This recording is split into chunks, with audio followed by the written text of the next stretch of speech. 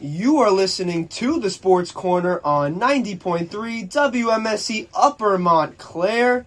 Today is Thursday, December 11th, and we have a lot to talk about on the Sports Corner. A full house here today. No Lorenzo Gonzalez. Shout out LG3.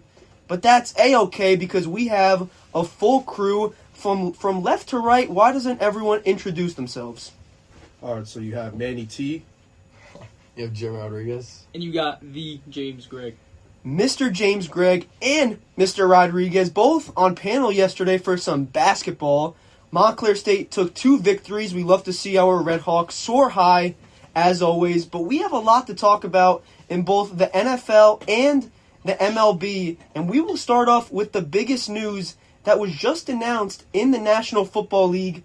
44-year-old Philip Rivers is coming out of retirement and joining the Colts practice squad and will potentially play for the first time since 2020, the COVID year.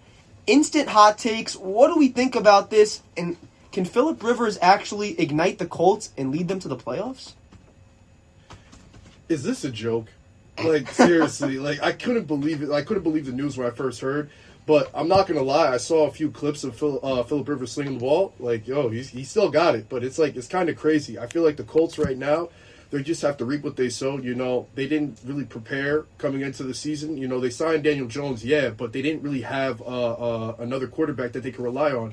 Anthony Richardson has been injury-prone ever since he got into the league. He's never played a full season. And on top of that, there have been so many quarterbacks that they could have picked up. They could have picked up Taylor Heineke. They could have picked up Cam Newton even. Granted, he hasn't played in a long time as well, but he's not 44 years old. We'll see what happens. Clearly the Colts, they're still thinking that they have a chance to make a run, so that's why they got Philip Rivers. But, we'll see what happens. It's interesting, though. Yeah, I don't know how I feel about it. They needed something. They needed an option, so they went with Philip Rivers, a guy who's obviously a Colts legend, so you want to go out there and put your best foot out there.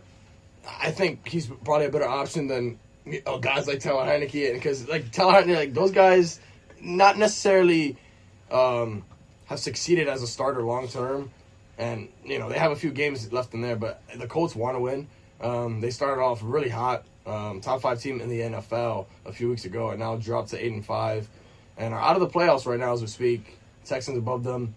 Buffalo Bills and the Chargers have that 3 wildcard spots. So it's going to be interesting to see what he can do, but that offense just needs to pick it up. JT has not been running great. The receivers, that whole offense has been looking kind of ugly the last few weeks. So I don't know if Philip Rivers can change that, but I think that's their last hope right now. With literally every other quarterback hurt, that's their last hope in my opinion. And JT needs to get going, or else that Colts team I don't think they're making it if JT doesn't at least help them. Yeah, we talked about how competitive the South was on last week's, or a couple weeks ago show, 2 weeks ago. We talked about how it could shape up. And when you're already kind of behind the 8 ball now, they obviously started off hot, and they're out of the playoff picture right now in a super competitive South. I don't know. I think it's kind of cooked. I think it's kind of cooked. After that happens. So I don't know what they're gonna do. Anything could happen, but I think it's kind of chalked, honestly.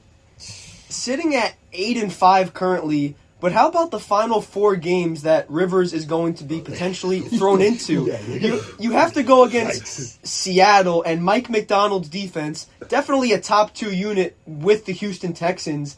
Then you have to go, I guess, at home, but you still have to play a Robert Saleh-led San Francisco 49ers defense. Then you're home against Jacksonville, who is looking like not only one of the best teams in the South, but one of the best teams in the NFL. And then you have to go to Houston in Week 18, 2 road games against 2 very difficult opponents. I don't really know what Philip Rivers... This is so I don't know. I think Jonathan Taylor needs the ball at least 30 times a game. Oh, that's the only hope. I don't... But if there is a situation for Philip Rivers to be thrown into, I guess this is the one out of all the teams in the NFL in terms of surrounding pieces. Top 5 offensive line, top 5 running back. You have a very good receiving core in Michael Pittman, Tyler Warren at tight end, Alec Pierce, who has emerged as a deep threat. Josh Downs works over the middle. I don't know. Philip Rivers, just the big thing. It's similar to Pittsburgh Steelers football. I obviously have my thoughts on the Steelers, but they can't turn the ball over.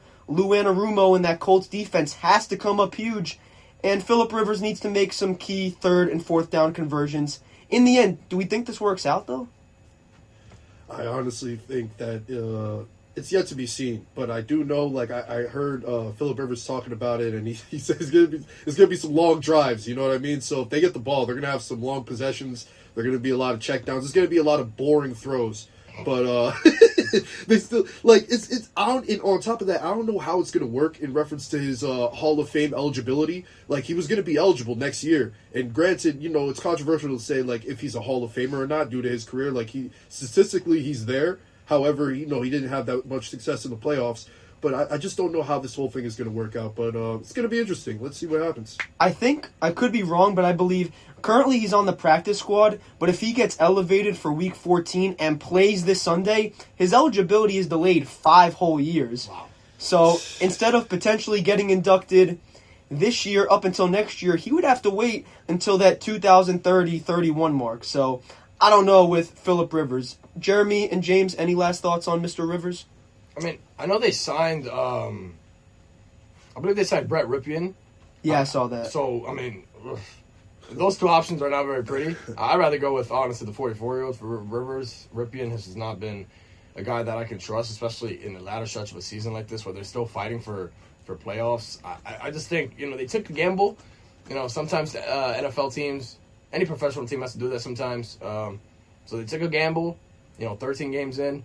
And right now they have no choice but to hope that it works for them because this was a team that was supposed to do great things, do big things in the playoffs, and they've had 3 tough games in a row and they've lost all 3. So they have something to prove. I mean, their first early on wins in the year haven't really been against crazy teams. I mean, they beat Denver and they beat the Chargers. Every other team you can say have been pretty mediocre as terms of the teams they beat. So 3 tough teams they lost, and now they have 4 big games in the year. They took a gamble, and now they have to make it work because that was a team that was supposed to win. So they have a chance, but they have to play probably the best football we've seen them play. So it's going to be tough.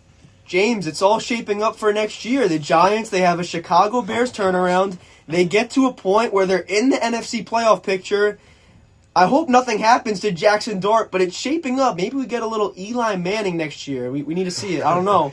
Little Eli Manning back to East Rutherford. Dog, that would, maybe that's what it would take, bro. Maybe that's what it would take. I mean, the Jets bring back whoever. I don't know. As far as this goes, the only thing that I think would be kind of fun to see, with Phillip Rivers is he's got to be playing nothing to lose football, right? It's gonna be something it's gonna be fun to watch for sure. But in terms of if I'm a Colts fan, bro, it's chalk. So I have no hope. I'm not getting my hopes up for anything. But as a neutral fan, I might actually tune in and watch that game just to see what comes out of it, because you never know. You never know. Somebody could go on a run. When it comes this late in the season. So we'll have to see. I saw something that said, for the script writers, this is a dream come true. In the AFC with 42-year-old Aaron Rodgers and 44-year-old Phillip Rivers in the AFC Championship. A combined age of 86 years old, if I did my math correctly. Hopefully 5th grade math still relates. But that would be, I'd rather the Steelers win a playoff game. As I've mentioned before, I'll say it again, the Pittsburgh Steelers have not won a playoff game since Barack Obama was the president. This is the situation we are in Pittsburgh, Pennsylvania. But that is the deal with Phillip Rivers to the Colts. Hopefully he does well. I am rooting for the Grizzly veteran. But shifting over to the NFC, there was a crucial matchup that took place this past Sunday that really shook up the playoff picture in a huge way. 2 teams coming in, first and second in the NFC North, the Chicago Bears and the Green Bay Packers.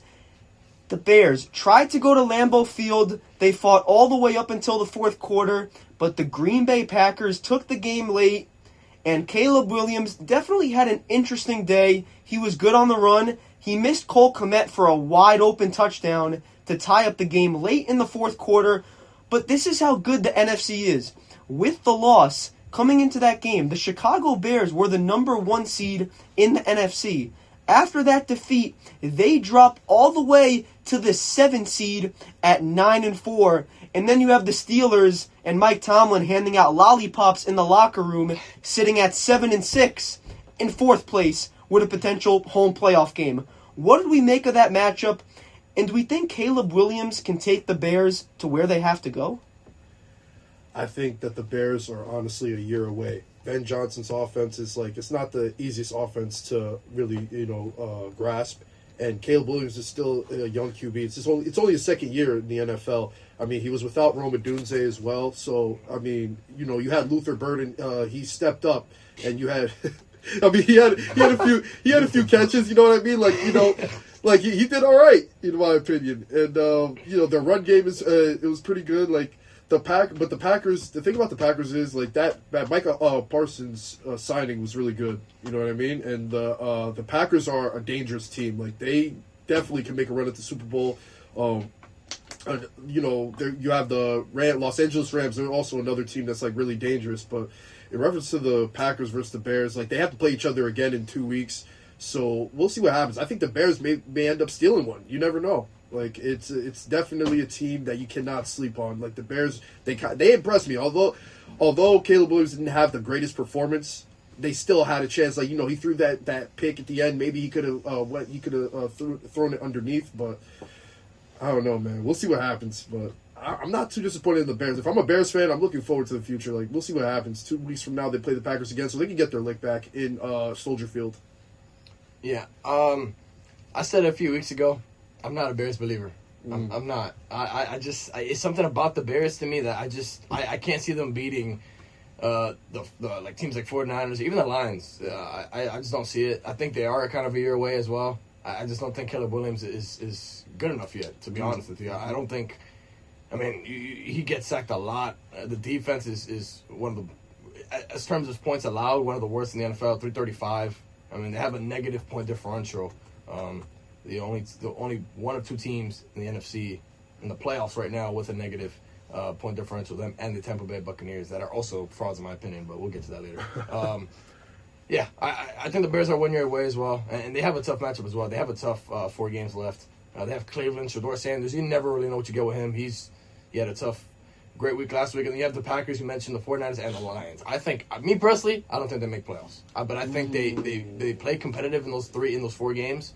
But I think they are a year away. I think they have to get 1 more year of Caleb Williams, and the Bears haven't been this good in a while, so I think they are a year away for sure. Yeah, I'm gonna have to agree with you guys. I do think they're a solid team, and I still think they're a developing team, especially with Caleb Williams. But it seems like they're only just getting better. So if it's not this year, I don't think it's anything to worry about. I would be very excited as a Bears fan because I think there will be some very positive years in the future, but.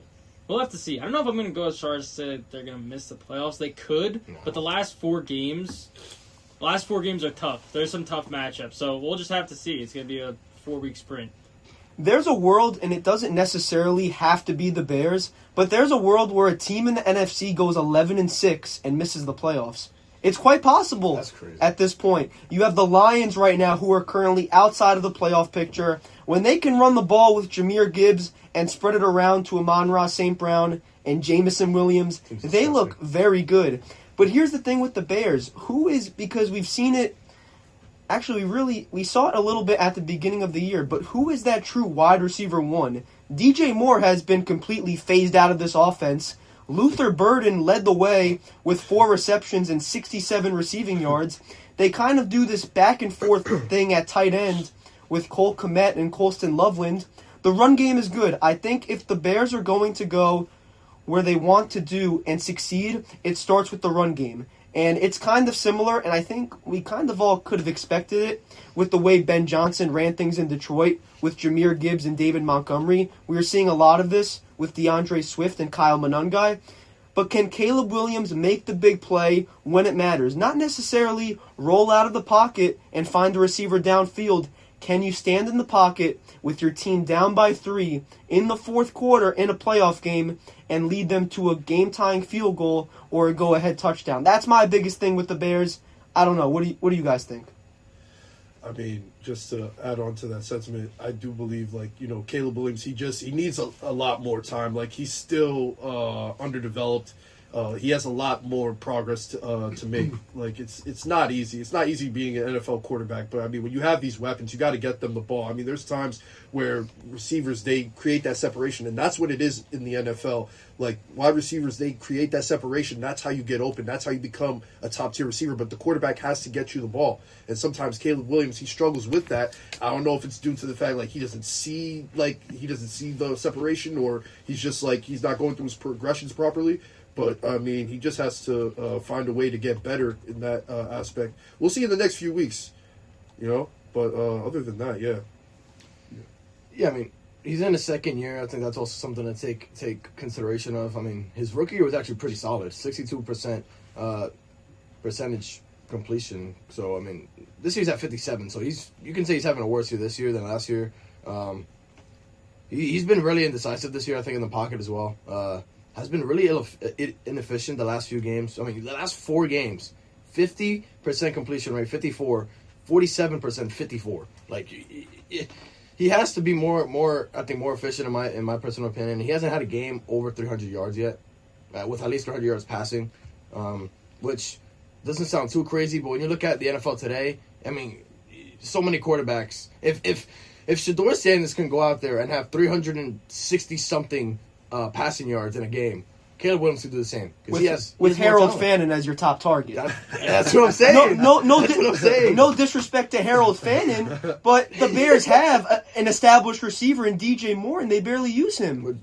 I don't know why. I mean, they had what's his face, Roma Dunze, who got hurt, and then out of nowhere he just stopped being in the offensive game plan, and then his dad complained. DJ online. Moore never got targets, man. He's being I don't like that. DJ Moore is so good.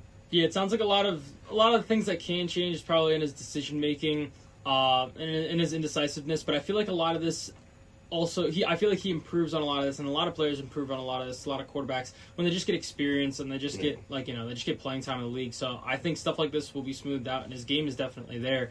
So yeah, I think he's gonna be much better in years to come. Just comes with playing and experience. Yeah, it'll be fun. I'm rooting for the Bears. I'm not a Bears hater. As a Steelers fan, I dislike a few teams, starting with the Ravens. I'm sure Manny, Jeremy, and James feel that way about teams in their division, but I'm rooting for the Bears. They haven't won in a while. They haven't been to the playoffs since they did it with Mitch Trubisky, and as we know, Cody Parkey field goal. That's all I have to say regarding that. But the Bears are a team, they are the 7th seed, but they still control their own destiny in terms of winning the NFC North, and they can still put themselves in a really good position to go out there and not only make the playoffs, but do damage. And Manny, I like that you said 1 year away, but the thing with that, a lot of people said that about the Bengals when they were in the Super Bowl 10-7. So many narratives can change between the end of January until the start of the season in September. My whole thing as the Bears, not necessarily if you get the first round bye, but if you were a top 3 seed, I'm changing that whole we have some cushion to work with because we are 1 year away. A lot of people said that about the Bengals. And now the Bengals, they haven't been to the Super Bowl since. They haven't made a legit playoff run. Joe Burrow is getting hurt every other year. So my whole thing is if you can make a good run, do it now. So that's the situation with the Chicago Bears.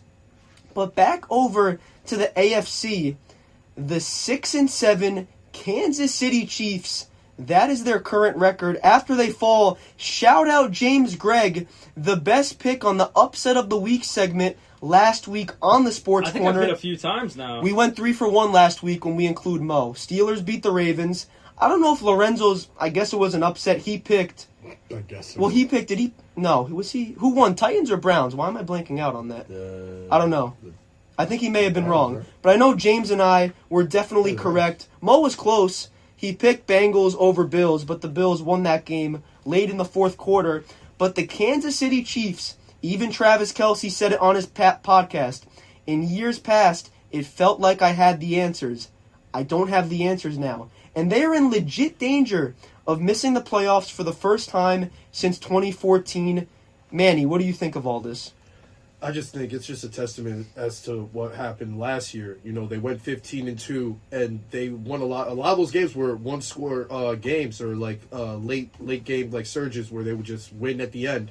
This year, they just can't rely on that luck because, guys are getting older. Offensive linemen switch teams. You have Travis Kelce, he's a year older. Like, he's in his mid to late 30s right now. So it comes down to personnel, and you have to keep it up. Like, Patrick Mahomes, he's trying his best to rally his team. Even when they're down 10 points, when there's less than a minute left, he still thinks that there's a chance for them to, get points and get the ball back. Like, it's pretty, it's pretty cool. Like, he's a dog. But you can tell that the Chiefs, they need to make some moves this offseason. They definitely need they definitely need to draft a running back or sign a free agent. They definitely need to see what's up with some of these receivers because Patrick Mahomes is a once-in-a-lifetime generation talent. He's a generational talent. And you have to have a supporting cast that could help him get to the promised land. Like, the Chiefs, they're going to, and not for nothing, everything comes to an end at some point. The Patriots, I'm a Patriots fan, they went through a 10-year drought of not making it to or not winning the Super Bowl, I should say. And the Chiefs, they've experienced nothing but success ever since Patrick Mahomes took over the helm of being the starting quarterback for the Kansas City Chiefs and having Andy Reid like an offensive guru as his head coach. But, they're going to go through trials and tribulations. I think that they're not going anywhere per se. However, this season, it might be up for them. Like, they still have a few tough games to play. And we'll see what happens, though. I mean, I'm interested, and I'm also rooting for, although I'm not a Chiefs fan, I'm rooting for Patrick Mahomes because he is a dog. He has that dog mentality. Like, he wants, even when people think that he's, down and out, he still wants to go after it. Jeremy Rodriguez, thoughts? Yeah, I think the Chiefs, kind of similar to what Manny said. I just think it's a lot of personnel going on, and I think, for sure, that they dealt with a lot of injuries, too. That's also something you can't really know that's going to happen to you going into a season. Like, Pacheco was hurt for a while, and obviously the whole thing with Rashee Rice, but he came back and he's been pretty solid ever since returning. So I think that's also a big thing. But it's also Travis Kelce, being your top target at 37, 30, I think he's 37, something like that, 36, 37 years old, whatever the case is. He can't really be your top target this late in his career. It's just, you need supporting cast. I mean, besides Rashee Rice and Travis Kelce, that offense is really scrambling for points. I mean, sometimes you get a Kareem Hunt run or Pacheco run, but Kareem Hunt, he has 8 touchdowns this year, but he doesn't really get much targets. He gets just around 10 targets or 10 rushing attempts per game, So it could be better on that aspect, but I just think every team in the NFL is improving.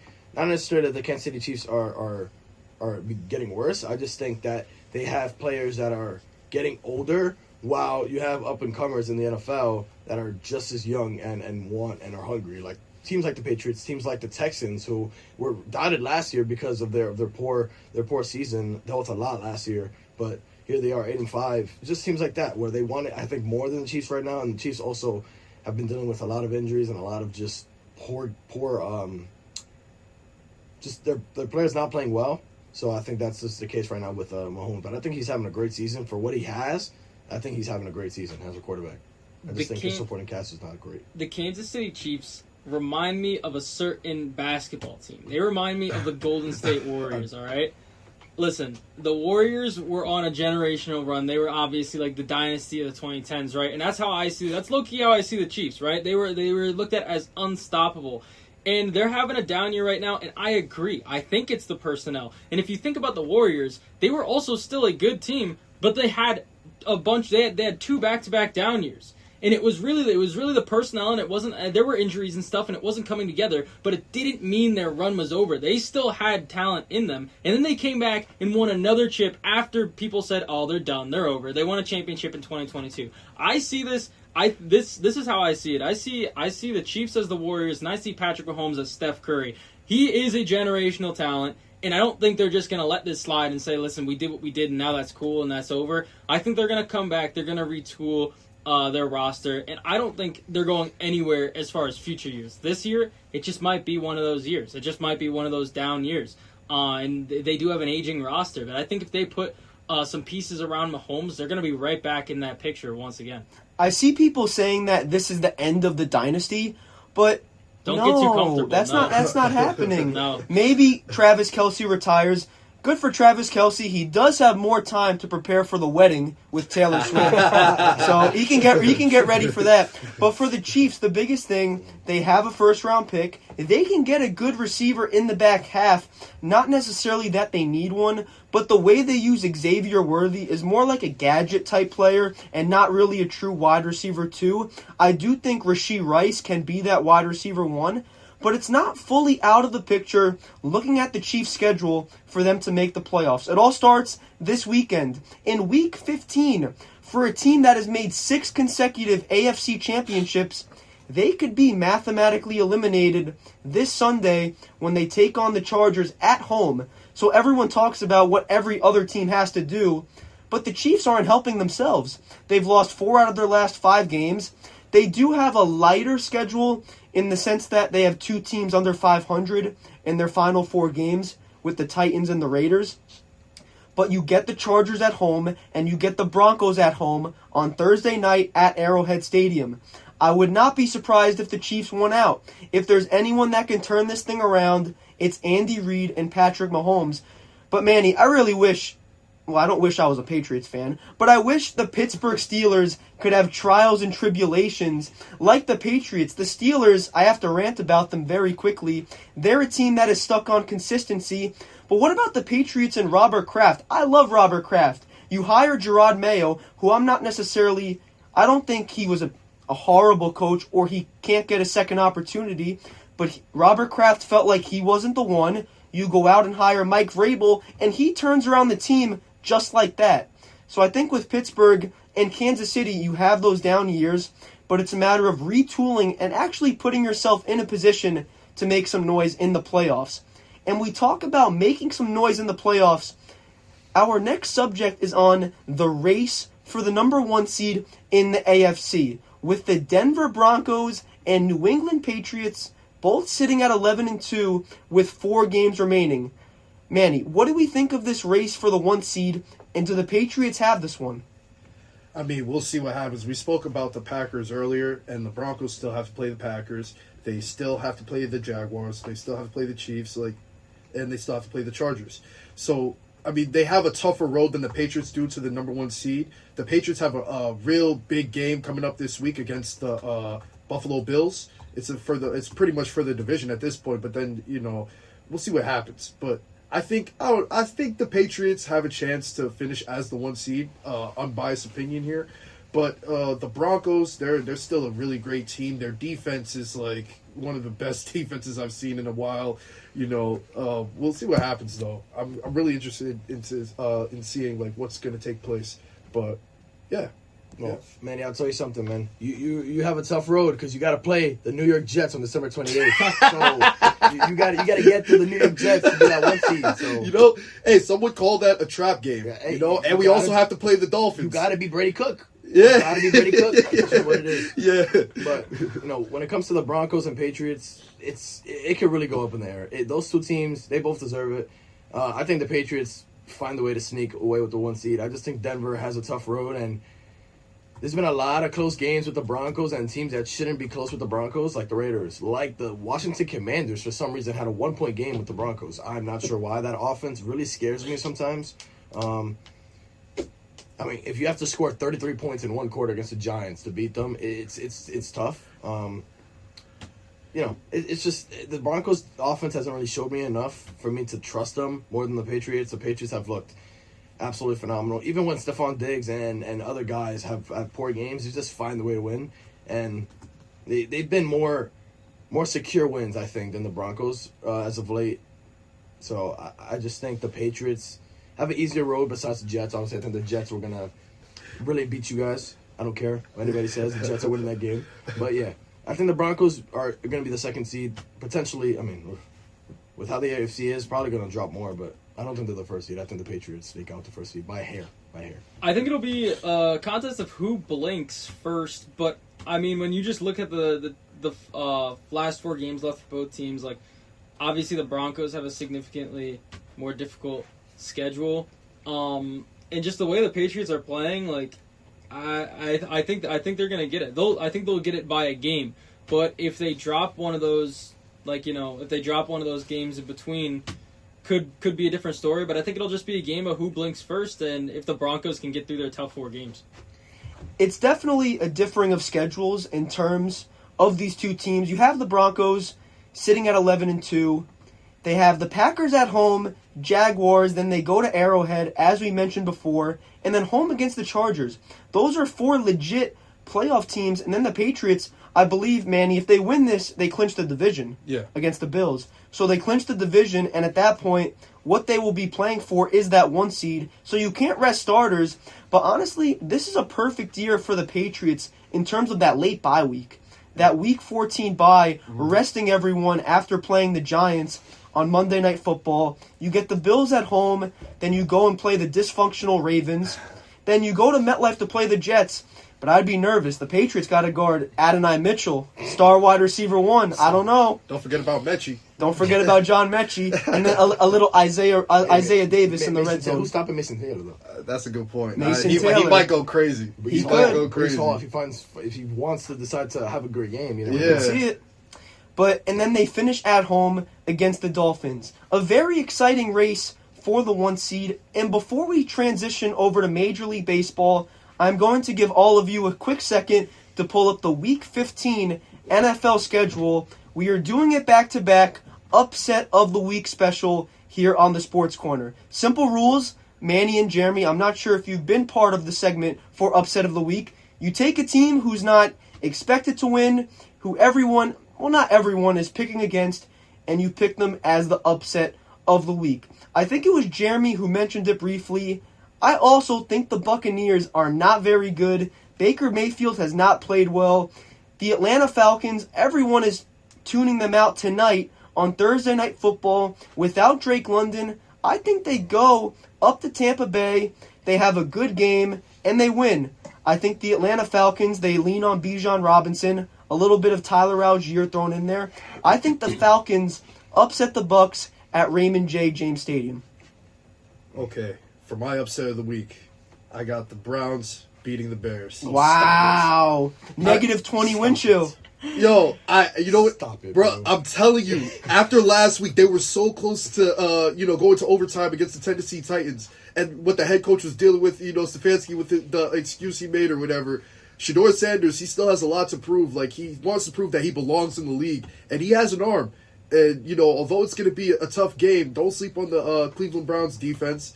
The Bears defense, it's like they got Jalen Johnson back, I believe, and their secondary is getting a little healthier. But I still think Shedeur can have a pretty solid game.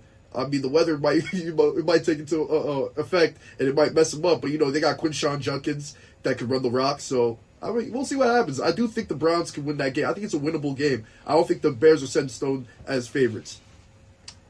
Yeah, you have a lot of good options this week, but I think that the big thing with this week is that there's a lot of close games with a lot of great teams playing each other. So that's not really an upset. You got to really go with the teams like the Browns, teams like the Jets, who have no shot against the Jaguars. Commanders and Giants, not really an upset there. Raiders and Eagles. Kenny Pickett. With Kenny Pickett. Hey, he's going for a revenge game against the Eagles. The Eagles are in a funk right now. The Cowboys, who are they playing? The Vikings. Yeah. The Vikings, I think, have a shot. The Cowboys have a shot at the division. The Eagles have to lose a lot of games. It starts this week. The Raiders are going to beat the Eagles. Kenny Pickett, revenge game. Kenny Pickett will lead the Raiders to victory. The Raiders are going to take it, and they're going to move to 3-11 on the year. Eagles go to 8-6. Let's go, Cowboys. Wow. Fellas, you have to see the vision. Phillip Rivers' legacy game. Oh my goodness. Against the Seahawks. Bro. They have an 11.9% chance to win. But I ain't hear no bell. I ain't hear no bell. That's a chance. I ain't hear no bell. I want a Phillip Rivers legacy game. I actually, if he's announced as the starting quarterback for Sunday, I will watch that game. This is gonna be Phillip Rivers' legacy game. I'm just calling it. Upsetting the Seahawks. Wow. I don't even like my upset of the week pick anymore. All of you have crazy upsets, which honestly, Manny, I actually agree with. I think that could happen. Not as a Steelers fan hating on the Browns, but -20 wind chill, one of the coldest games ever at Soldier Field. If they can keep that game close in the fourth quarter, force a turnover with that defense, Myles Garrett makes a big play against Caleb Williams, who can throw an interception. That's not that crazy of a pick. Kenny Pickett, oh man, as former Pittsburgh Steeler legend, Kenneth Pickett. Granted, I was gonna go with the Dolphins to beat the Steelers. They're not projected to win. Tua scares me in the cold though. I don't know. It could happen. I wouldn't be surprised. They're hot. I was gonna go with the Dolphins, but I was like, let me not get Sebastian Stratton mad, so I went with the Raiders. I think the Raiders. You never know. Ashton Genty, all he needs is a good game. If Geno Smith decides to throw the football, you have Brock Bowers. All you need. You get him involved, you never really know, because the Eagles are really in a funk right now. Yeah. Manny, I don't know if you remember Lorenzo on this show, yeah, my other co-host. Of course. But I'm telling you, if he were here right now, I'm sure he'll tune into the episode. But if he were here and he heard you choose the Browns over the Bears, he may. I don't know what he would do in the studio. I really don't know.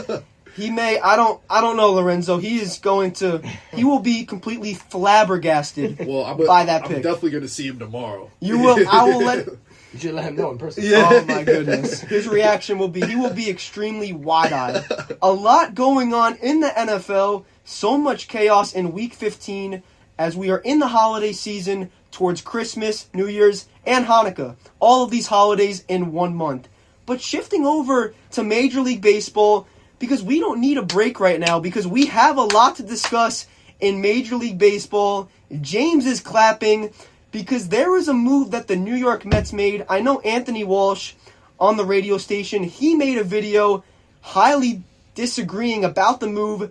Pete Alonso to the Baltimore Orioles, 5 years. I'm grittying in the studio right now. $155 million. James, take it away. This is so funny. This is hilarious. As a Yankee fan, I want nothing but the absolute worst for the Mets, especially for Juan Soto. There's nobody batting behind him. He's getting paid 800 million beans just to walk. There's nobody batting behind him now.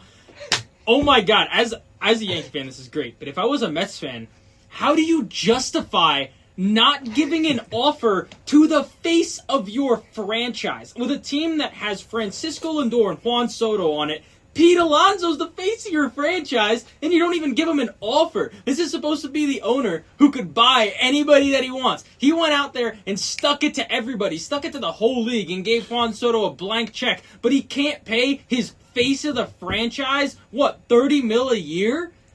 And Pete Alonso wanted to come back to Queens. He could have undercut that. He could have said 5 for 130, and I bet Pete might have thought about it. Maybe even 125. Pete might have thought about it because he wants to go back to Queens. He wants to play for the Mets. Pete Alonso came after getting that offer from the Orioles. He went back and told the Mets, the Orioles offered me $150 for 5 years.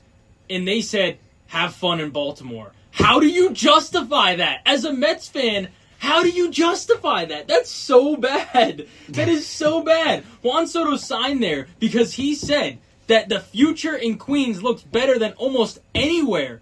And they just blew up their roster in front of his face. They went from having Edwin Diaz as their closer to Devin Williams. Hey. That's bad. Bearded Devin Williams. He's nice, though. No, not as a closer and not in New York. They lost their franchise first baseman. Like, where do you genuinely? I think Pete Alonso's a goofball, and I would never want him on the Yankees. But where do you make up over 100 RBIs? You don't just bring that out of thin air. Mr. Paul Goldschmidt. Absolutely not. That's not happening. Marcus Semien.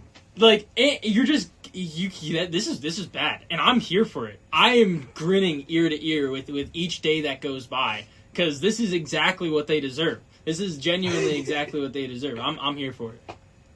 Yeah. The Mets are just not really being... I mean, to not offer him a contract just blew my mind, honestly. What he's been able to do for the past few years with the Mets, it's kind of mind-boggling how he just doesn't even get an offer. I mean, the Orioles, too.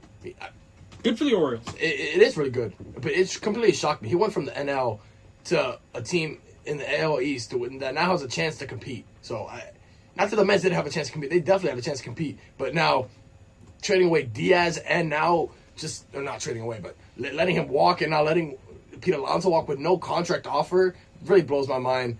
And I know Mets fans have a lot of bad vibes with the owner, and as they should be. I mean, that's very bad to not even offer one of your best hitters a contract. It's very, very, very, very stupid decision if I was a Mets fan. And the disagreement by our colleague Anthony Walsh, I agree with heavily. Thank God I'm not a Mets fan. I'm a Yankees fan. But still, we're still pretty bad as well. I'm not saying the Yankees are much better with moves. Clearly, we haven't done anything. But to not offer your best player a contract, I think that's worse than anything the Yankees have done the past few weeks. And let's be clear, like, honestly, like, trolls aside, like, there is something very wrong within the Mets clubhouse, management, everything. They could have they offered Diaz $66 million and said that there was wiggle room to go up. He chose to go to the Dodgers. He did not want to go back to the Mets. And now there's players, there's like internal problems. Devin Williams, who is now their closer, said, I don't know why he would say this, said that the Mets were not his first choice, but he only went there because they offered him the highest dollar amount. So he's pretty much openly saying, yeah, I don't really, like, totally want to be on the Mets, but, like, here I am now. And then there's the whole rumors between Soto and Lindor, and kind of more and more stuff is coming out about Lindor being a little bit, surprisingly, Mr. Smile is kind of looking like a clubhouse, like, cancer almost. Like, it's kind of crazy. And now we're to the point where there's even Francisco Lindor trade rumors. Like, what is happening in Queens? Like, it is over. It's done. Just along with your guys' sentiments, I totally agree. I just don't understand what's going on here. Like, to lose these players back-to-back with Pete Alonso and Edwin Diaz, it just goes to show, like, what is really going on with the Mets. I believe they missed the playoffs this past season. Yeah. Like, what is going on? Like, what do they have planned? We're going on almost 2 years removed from, like, going on that nice little run that they had. And now they're going through this. It's like, what is going to happen with this team? But I'm all for it, like you said, James. Like, I'm a Yankees fan myself, and I like to see the Mets crumble. So let's see what happens. Yeah. A team that was supposed to make the playoffs last year, or that people thought was supposed to make. I said that they were not going to make the playoffs, but a team that a lot of people thought that was going to make the playoffs is getting significantly worse. This is going back to like fourth place Mets type. That's what I think. Maybe fifth. If it were a year where Pete Alonso had a bad year, wasn't good, and couldn't hit the baseball, he had his best year average-wise. He hit .272. Not that average is necessarily the biggest factor, but he did that along with keeping his power stroke. 38 home runs, as you mentioned, James. Over 100 RBIs. Where do you replace that in the lineup? Now the big toll is going to be on Juan Soto. I don't know. You lose a lot in a few days. Maybe they will get ultra superstar converted pitcher Joseph Gallo as their starting pitcher. That would be the cherry on top. Joey Gallo. I'd go to games. I would go to Mets games to go watch him play. SP1. Oh man, that would give him nightmares because Gallo's time with the Yankees was a total nightmare. He even said he would go out of his apartment and people would say stuff to him. They would say mean words and he would get sad. So he couldn't handle the big pressure in New York. But for the Baltimore Orioles, I love this move. No matter which way the Orioles want to divert the top five in the lineup, there are a lot of capable guys, and this is a very young lineup. Jackson Holliday, only 22 years old.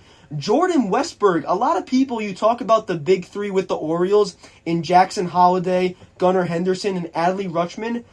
Jordan Westburg had a very good year this year. He only played 85 games, but he hit .265, 17 home runs. We saw him platoon a little bit, depending on who was pitching on the mound. But this is a top five lineup.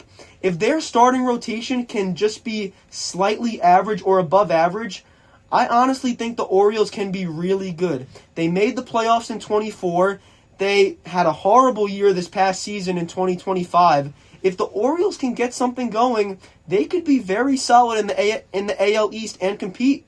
So that's the big thing. Pete Alonso to the Orioles, crazy, crazy move that just broke yesterday. So we are here to report it. But staying with the New York Mets, technically, sort of, James mentioned it briefly, but relief pitcher and closer Edwin Diaz to the Los Angeles Dodgers, going for the three-peat.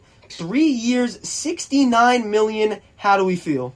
I mean, this is one of those moves where, like, you can't be mad at, like, the Dodgers for doing this. This isn't, like, a Dodgers ruining baseball move. Like, if somebody wanted Diaz for 3 years, $69 million, or even people could come close to that. Like, that's not that crazy, considering he's one of the best, if not arguably the best closer in the league. He's up there.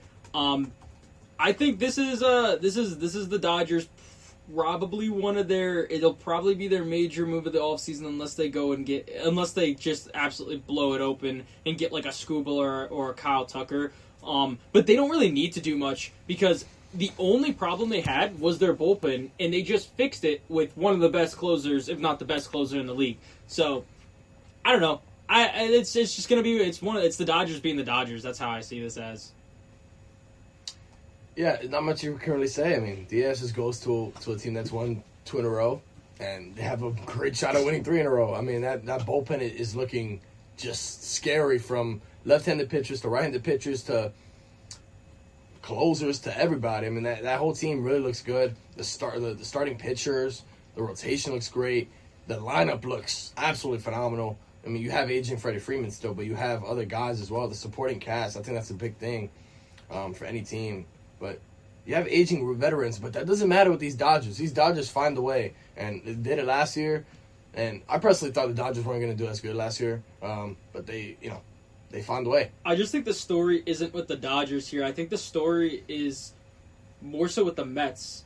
Like, how do you not match that? Like, how do you not get him back? Like, that's a guy you need to get back. Have you seen the Mets bullpen? Have you seen... You know what? I'm going to go find a list. Well, maybe David Stearns, Mets GM, he personally offered Devin Williams to groom his beard every day so he feels pretty and feels good and happy when he pitches. I don't know. I actually have a list right here because my friend sent this to me. So you got Devin Williams as closer, right? Setup man, AJ Minter. Oh, my After goodness. that, you got Adbert Alzolay. After that, you have Brooks Raley. After that, you have Huskar Brazabad. After that, you got Austin Warren. After that, you have Richard Lovelady, and then Cooper Criswell. What? What? They just hired the NJ Transit cleaning staff. Oh, man. AJ Minter, man. Manny, That's crazy. Manny, any thoughts on Edwin Diaz? No, it's just like, I guess like maybe the Dodgers they replaced, like, because Kershaw, he retired, right? So Yes. Yeah, now they got Edwin Diaz and stuff. It's just, the Dodgers, I guess at this point they just print money and they just like, here you go, like here you go. You want to win championships? Like, let's do this thing, and they're just gonna keep doing it. Dude, they're not gonna lose anything until another team says like enough is enough. Like, how can a team like the White Sox compete with these guys? Like, it's just insane to me. Like, I mean, it's captivating, but it's like, is there going to be a lockout? Like, Yes, who knows? There's going to be a lockout, but this is probably a topic for another day. I actually think the issue lies not in a salary cap, but a salary floor. Yes. Because you'd be surprised, but teams like the White Sox, teams like the Pirates, the teams that are always below the bottom, still bring in enough money to sustain a payroll over easily $200 million, $250 million. They just choose not to. So I think the real problem lies within a salary floor, but that is a can of worms for another day, because that is a wild conversation. My whole thing is, and we are going to get to him as our last subject, because we talked about, and we are going to get to Kyle Schwarber. He re-signed with the Phillies. There were other teams interested, such as the Pittsburgh Pirates. What did the Pirates really offer him? Did they offer him a framed picture of Lorenzo and a handshake? I don't know. Because Lorenzo's from Pittsburgh, maybe they saw the mustache, they want to get a picture of Lorenzo. I don't know, because some of these teams, the Rockies, the Pirates, the Twins, they just don't spend money and really don't care about competing, and it's just not good for baseball at all. I totally agree with the salary floor, but Edwin Diaz, going back to him, if you can't beat him, join him. 6-3 on the year, 1.63 ERA. He was very good. Great fastball, nasty slider, and that Dodgers bullpen is looking really good. Edwin Diaz, Tanner Scott as your setup man, throwing 98-mile-per-hour bullets from the left side, and you have other lefties in there like Alex Vesia, who didn't pitch in the World Series due to a personal matter, but when he gets back, he is a very good pitcher. Brusdar Graterol, who is one of the lowest guys on the depth chart, but throws 102. Like, hello. I don't know. The Dodgers are going to be very good once again and have a lot in store for them this upcoming season. But our last topic that we will talk about here on the Sports Corner is Kyle Schwarber re-signing with the Philadelphia Phillies. 5 years, $150 million. What do we feel about Big Schwarbs going back to Philadelphia? I think this is a little bit of a rough contract. I'm not going to lie. He's 32 right now, and he's a DH. So you're going to eventually have... It could be next year. I mean, even 33 is getting out there. 34. When you get 35, 36, 37, like, what are you going to expect out of Schwarber? Especially he's just a DH. You're not getting any... Like, yeah, I don't know. It's a lot per year.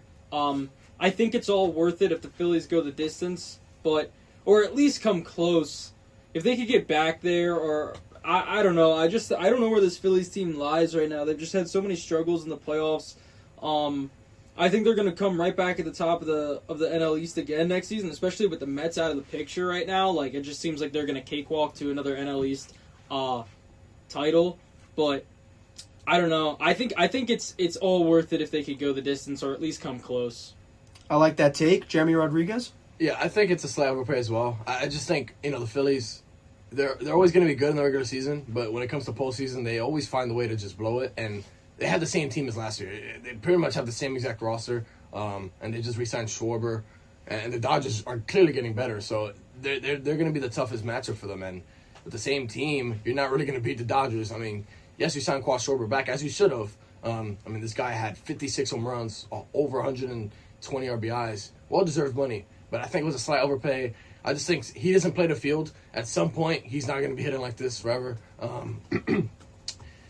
Especially, he's just a DH, so he doesn't play the field at all, and I think that's going to end up hurting the Phillies eventually. Maybe not next year or the year after, but once he hits, I think, 35 years old, I think they're going to realize that it was a slight overpay, in my opinion. I don't think he's going to hit like this at age 36, 37. Yeah, I was going to say, I don't really follow the Phillies like that, but this doesn't really push the needle forward. He had a phenomenal season last year, and he's probably going to have a solid season this upcoming year. But, it doesn't really do too much. Like you said, you're trying to compete with teams like the Dodgers, good luck. It's not going to happen. He had a great year, as Jeremy mentioned, 56 home runs. If you are the Phillies, you do keep your top three in the lineup in Trey Turner, Kyle Schwarber, and Bryce Harper. All are definitely getting up there in age. All are 32 plus. So you need some youth in your lineup. We see it with the Orioles. Hopefully the Yankees do it with Jason Dominguez. We've mentioned him before, but that's another topic for another day. But that is going to do it here on the Sports Corner. You have been listening to 90.3 WMSC Upper Montclair. From Sebastian Stratton, Manny T, Jeremy Rodriguez, and James Gregg, thank you for tuning in. James and Manny, thank you for coming on the show. Great job, guys. And have a great day, everyone, and enjoy the rest of your Thursday.